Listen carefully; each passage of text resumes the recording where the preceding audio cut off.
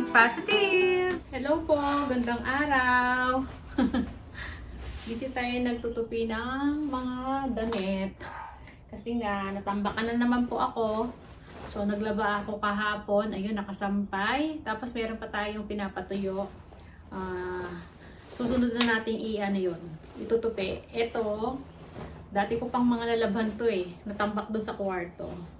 So, yan yung vlog po natin ngayon. Ano lang tayo? Magchichika-chikahan.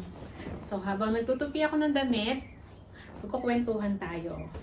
So, gusto ko lang i-refresh yung ano ba. Kasi dati ko nang na-i-vlog to kung paano kami yung paano kami nakarating dito sa Australia, paano kami nakapunta ng mga bata.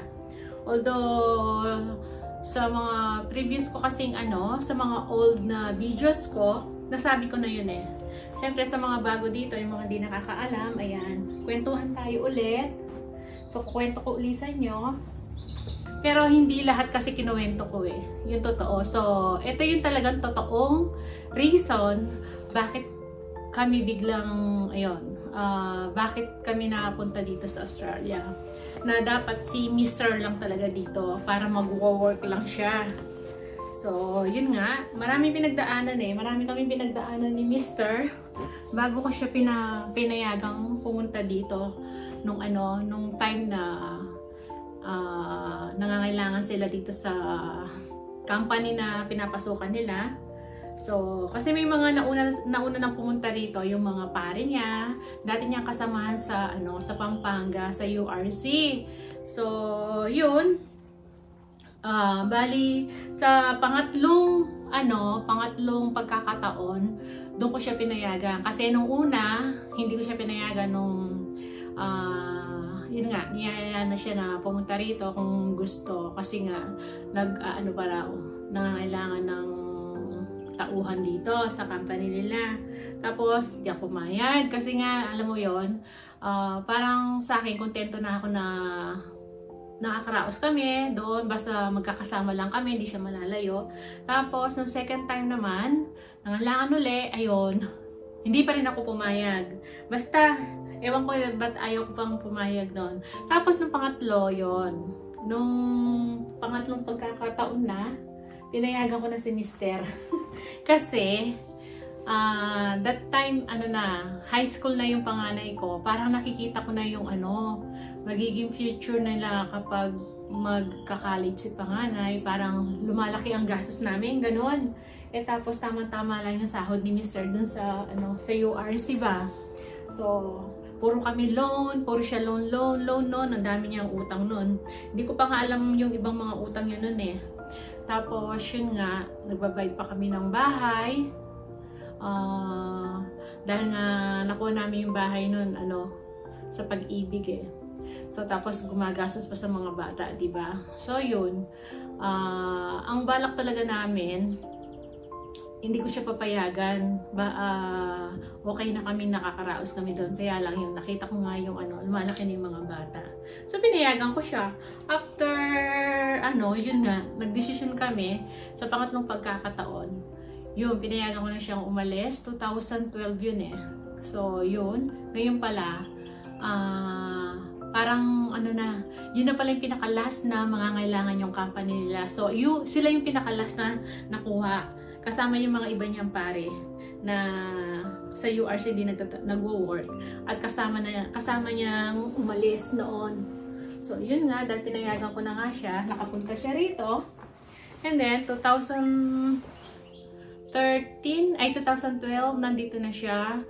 Tapos, ang balak namin, plano namin sana, hindi muna kami sasama sa kanya. O kaya, hindi niya kami kukunin, ganon. Ang balak namin, plano namin, uwian siya every year. Uuwi lang siya. So, ako naman, okay, yun na yung naka-mindset namin na ang plano namin, uwian lang siya ng yearly. So, yun, nag-ipon-ipon din na ilang taon pa lang siya dito, nakakaipon ako ng konti. Tapos pinagawa ko nga yung bahay, yung bubungon sa Pinas. Tapos yun, hindi niya alam nga na nakakaipon ako sa mga pinapadala niya. Tapos, nung 2015 na. So, ilang years pa lang siya noon. Nagbago lahat. Nagbago lahat yung mga plano namin na dapat ganito, na after 1 year uwi siya. So, yun, napag-decide namin na ano na kami, kukunin niya. So, yung mga bata wala pang kaalam-alam noon. Nag-uusap na kami ni Mr. na ganito na yung plano. So, ang sabi ko lang kasi sa kanila na yun nga, isasabay tayo ni Papa sa kanyang pagka-permanent residence dito habang may ano sa kanya, mag-sponsor yung yung company nila. So para yung medyo hati sila sa gastos. Tapos kasama na kami i-apply niya. Parang isasabay kami sa PR niya. So yun, pero ang niyan, meron pa talagang dahilan. Hindi lang naman yun eh. Nag-usap na rin kami ni Mr. bago pa naman namin na napagdesisyonan. May mga something na problemang nangyayari dun sa Pinas. So, family problem ba, ganon. So, parang hindi ko nakakayanan. Lagi lang akong iyak ng iyak, ganon. Pagkausap ko siya, siyempre, malayo siya sa amin. Hindi niya ako alam mo yun, yung iba pa rin yung personal, di ba? Yung nandun siya, yung magagabayan niya ako, may kausap ako, ganun. Ang hirap, yung pala. Yun ang naranasan ko, malayo yung niya. Malayo kami sa isa't isa, tapos may pinagdadaanan ako, yung problema. Kaya hindi ko nakakayanan. Tapos yun nga, naawa siya sa akin. So, tamang-tama naman, nabanggit niya sa akin na yun, mag-a-apply na siya ng permanent residence at mag-i-sponsor yung kanyang company. So, yun, nung sinabi niya yun, iyak ako ng iyak nung sabi ko, kunin mo na kami, sabi kong ganon. So, wala pang alam yung mga bata, sabi kong ganon. Nung time na yon, kunin mo na kami, sabi ko, baka hindi ko na makayanan yung dito, yung mga problemang dumarating, ganon, sabi ko. So, hindi ko na siya ikukwento, yon, basta sa amin na lang yon. So, yun, may mas mabigat akong problema nun. Ngayon, syempre, iba pa rin yung may kausap ka, nandiyan yung asawa mo, di ba? Tapos yun, napag-desisyonan namin, kaming dalawa ni Mr. na, yun nga, isasabay na kami. So, yun nga, inayos na namin lahat ng papel, in-apply ni Mr. yung mga namin, visa, tapos, lahat yung mga sa insurance, sa health, mga ganon, pinaano niya kami. Tapos, saka ko lang kinausap yung mga bata. Actually, yung mga bata ayaw eh. Nung time na yun, nagtatanong sila, bakit ma? Akala ko ba hindi ba tayo pupunta doon? Ganun, hindi ka kukunin ni Papa, sabi niya ganon. Lalo na yung panganay ko kasi binata na high school siya, marami siyang mga kaibigan, tapos active sa school. Alam mo yun, yung siyempre, nasanay pa lang sila doon. Hindi nila maiwan yung sa eskwela. Dahil nga marami na silang kaibigan, nasanay na si Bunso. Tapos yun nga, in-explain ko sa kanila. Nasabi ko, kawawa naman si Papa, sabi kong ganon. Kasi nga, di ba, halos yung mga kasama ni Papa, nandun na yung family. Sabi ko na lang ganon. So sabi ko, gumastos na si Papa para sa natin, sa visa natin. Tapos yung i-apply tayo lahat sa mga dapat kailangan. So, gumastos na si Papa, sabi kong ganon. Tsaka kawawa naman si Papa mo, siya lang mag-isa doon, sabi ko, para at least may kasama na siya. Pero ang totoo yan talaga, parang may tinatakasan lang ako na problema, di ba? Yung hindi ko talaga yun. Kaya bigla kami na pag-desisyonan yun. So, yun talagang totoo. Pero isa na rin yung reason na habang may sponsor si Mr., isasabay na kami sa pagka-PR niya.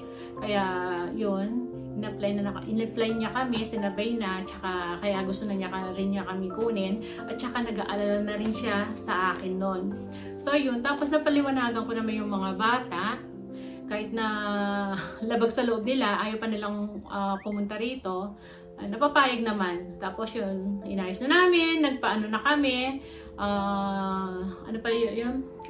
Napa-check up na kami, yon sa health natin, ganon. So, lahat yun inayos namin ni Mr. Nagte-text-textan kami ni Mr. Papadala niya lahat yung papers. Ako naman, ayusin ko rito. Tapos, yun nga, nagpa-medical pala kami. Yun yung gusto kong sabihin. Tapos, sinintay namin lumabas yung aming visa noon.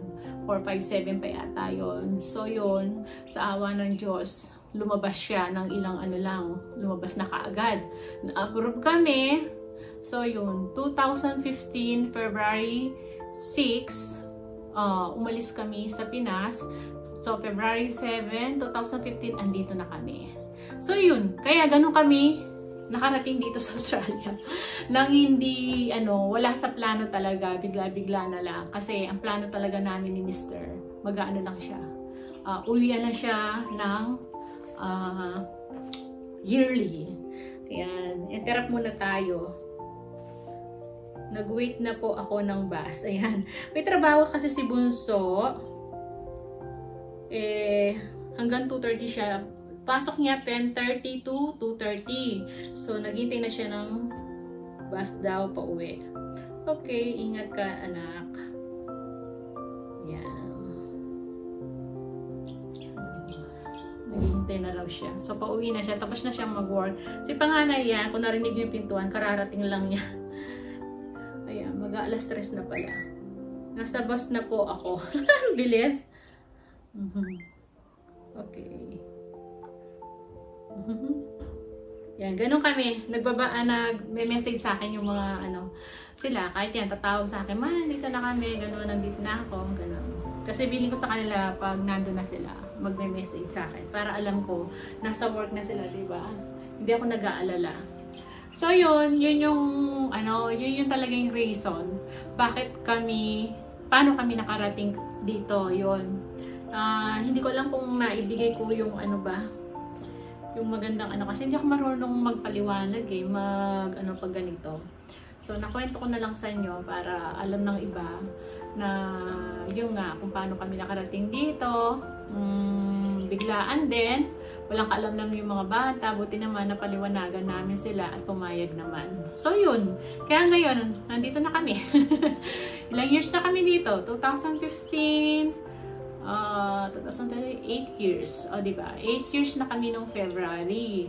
So, ngayon, na kami? Citizens na kami rito. Diba? Pinakita ko na sa mga videos ko yon. So, yun. Kaming lahat dito, kaming 4. Citizen na kami. So, siguro, soon, din kami. Mag-apply din kami ng dual citizens yon. Pero hindi pa naman ngayon. So, yun lang. Yun lang yung ating na kwentuhan ngayon. Tapusin ko na yung aking pagtutupi. Sana naintindihan yung aking mga yung aking naikwento. Diba? So, maraming salamat. Kita-kita na lang tayo sa mga susunod na video. See ya!